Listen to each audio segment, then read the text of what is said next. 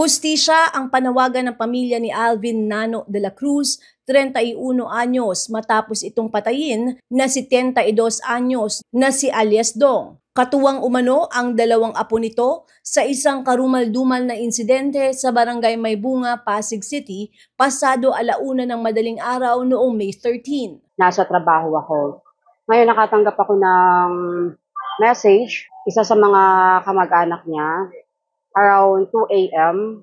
na ganun nga po may nangyari nga daw po sa partner ko, binaril siya. Umuwi po ako bigla na nanginginig ako na hindi ko alam kung anong gagawin ko kasi iniisip ko kung saan ba ang tama niya. Kasi nung una hindi alam nung pinsan niya na kung saan ang tama, kung hindi niya alam kung buhay pa ba.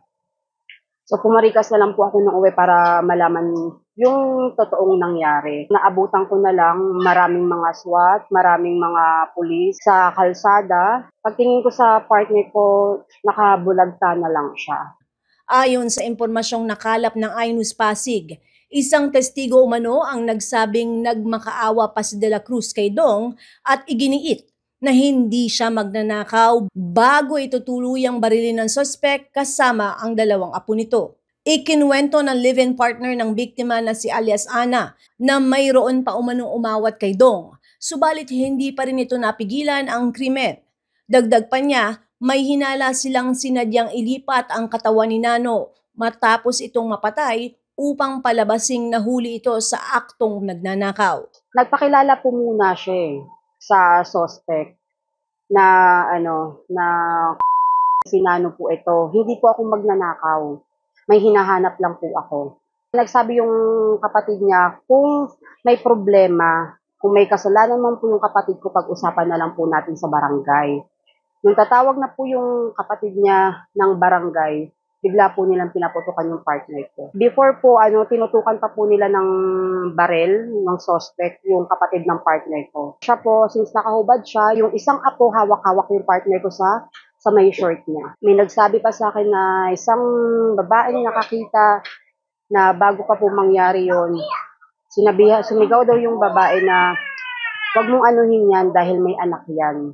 Kaso hindi po yata talaga nakinig yung suspect at tinuluyan niya yung partner kung baril. Ang pagkakakwento ng witness natin, hinawakan daw po yung leeg sabay putok. Malapitan po daw talaga ang pagbaril sa kanya. Ang sabi po is 3.8 ang ginamit sa kanya na baril. May isang tao kasing nag-post ng picture niya. Iba yung forma ng picture na nasa kanya, iba yung naabutan ko. Parang ang gusto po yata nila, since gusto nilang palabasin na magnanakaw yung tao, gusto nilang ipasok sa bahay nila para trespassing. Bali, ang pangyayari po, ganito po yun. Yung kapatid, nagpunta po sa amin na humihingi po ng responde dahil yung kapatid niya na ipagtalo lang. Ayun pala, may pangyayari ng naganap. Nabaril na pala. Pagpunta namin ng responde sa pangyayari, ayun na, bandang 2 na yun 2 a.m. Ang pagkakaalam ko dahil lang yan punta raw sa bubong daw. Nakakita raw sa bubong may tapos bali sinita, tapos pinababa, tapos yung magkapatid tinutukan. Tapos ayun na, pagkatalikod nung ayun, binaril na yung kuya niya. 3 kaso ang kinakaharap ngayon ng suspect, kabilang ang homicide. Ngunit para kay Ana, hindi sapat ang kasong ito. Ang pagkakaalam ko po kasi, 3 yung kinaso sa kanya. Homicide, gun ban, since election pa tayo noon, and counting pa tayo ng mga oras na yon, tsaka illegal po. Dahil wala naman pong lisensya yung baril na ginamit sa pagpatay sa partner ko. Ang gusto po naming mangyari, sana po, wag pong gawing homicide lang. Kailangan murder talaga yung ibigay nila, ipatong nila sa suspect. Kasi pinatay ho nila na walang kalaban-laban. Nagmamakaawa po yung partner ko. Ang huli daw po niyang sinabi, bakit niyo po ako binaril? Nagpapaliwanag lang po ako. Ang suspect daw po, sinasabi nila na magnanakaw daw. Sinasabi rin nung suspect na sasaktan nga daw po sila. Never ko pong narinig sa mga tao na nakakakilala sa taong to na nanakit to. Ngayon, since may mga witness naman po tayo na nakakita sa pangyayari, ang kwento po nila, itong partner ko po, nasa labas lang daw po ng bahay nung suspect. May hinahanap daw po siya eh. Kasi nung mga oras na nakita na siya nung suspect, tsaka nung dalawang apo, nasa ano lang siya, nasa labas lang po siya ng bahay. Ayon sa nakakita po. Tsaka din po sa kapatid. Sabi nila may dala daw po ng martilyo. Dito po sa may looban nila, may CCTV po dito. Ngayon ni-review po namin kung may dala po ba siyang martilyo na sinasabi nila. Nakita po namin sa CCTV na wala po siyang dalang kahit ano. Ngayon ang pinagtataka namin bakit ganun yung istorya nila na kaanuhin daw po sila ng martilyo. Kahit sino po ang tanongin ninyo about sa taong to, wala ho kayong maririnig na ganyan. Na may pagnanakaw siya, nakipag-away siya, palabati siya sa ibang tao.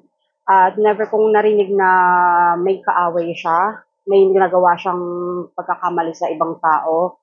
At wala rin akong naririnig na may record siya ng pagnanakaw. Kaya ang daming nagsasabi, maraming nagtataka na tingin nila sa partner ko nung mga oras na yon. Dahil ang sabi kasi ng suspect, magnanakaw daw. Labis ang dalamhati ng pamilya lalo na't may naiwan si Nano na 2 taong gulang na anak. Nananawagan din ang pamilya ng biktima ng tulong upang makamit ang katarungan para kay Nano. Sana mangyari na mabigyan siya ng hustisya. Dahil hindi niya po deserve yung ganitong pangyayari na pagkamalan siyang magnanakaw. Kinuha nila yung buhay ng partner ko ng ganun-ganun lang. Hindi ba nila naisip na kung may anak ba yung tao? 2 taon pa lang po yung anak namin. Naghahanap na po yung anak namin. First dada daw po. Sana yung 2 binatilyo, kailangan makulong din sila. Hindi pwedeng yung lolo lang nila ang nasa kulungan. Dapat sila din. Nakonsensya kayo sa ginawa nyo. Nagmamakaawa na yung partner ko. Nagpapaliwanag siya na hindi siya magnanakaw. Pero grabe yung ginawa nyo. Sinubukan ng iNews Pasig na makakonekta sa pamilya ng suspect, ngunit hindi napaunlakan. Ako si Luan Peñano para sa latest ng iNews Pasig.